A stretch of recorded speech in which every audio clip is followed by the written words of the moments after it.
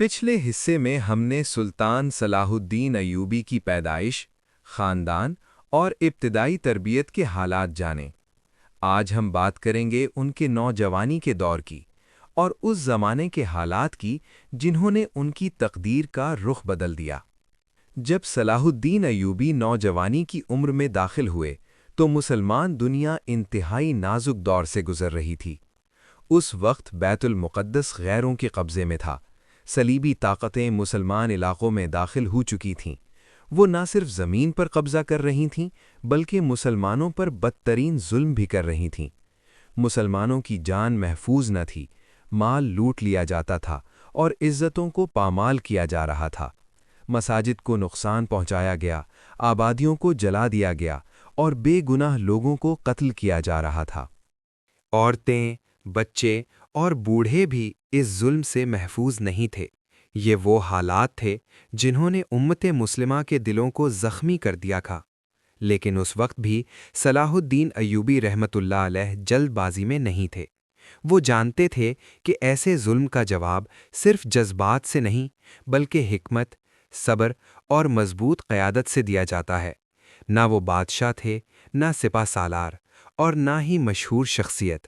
وہ ایک عام نوجوان کی طرح خاموشی سے حالات کو دیکھ رہے تھے اور سیکھ رہے تھے۔ وہ جانتے تھے کہ وقت سے پہلے آگے بڑھنا دانائی نہیں ہوتی۔ اسی دوران اللہ تعالیٰ نے مسلمانوں کو ایک عظیم رہنما عطا کیا۔ اس رہنما کا نام تھا نور الدین زنگی رحمۃ اللہ علیہ۔ نور الدین زنگی صرف ایک حکمران نہیں تھے بلکہ دیندار، عدل پسند اور جہاد کی روح رکھنے والے انسان تھے۔ صلاح الدین ایوبی رحمۃ اللہ علیہ نے نور الدین زنگی رحمۃ اللہ علیہ کے کردار کو بہت قریب سے دیکھا۔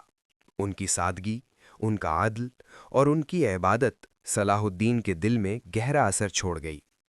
یہی وہ وقت تھا جب صلاح الدین ایوبی رحمۃ اللہ علیہ نے یہ سمجھ لیا کہ اصل قیادت صرف تلوار سے نہیں بلکہ تقوی اور نیت کی صفائی سے ملتی ہے۔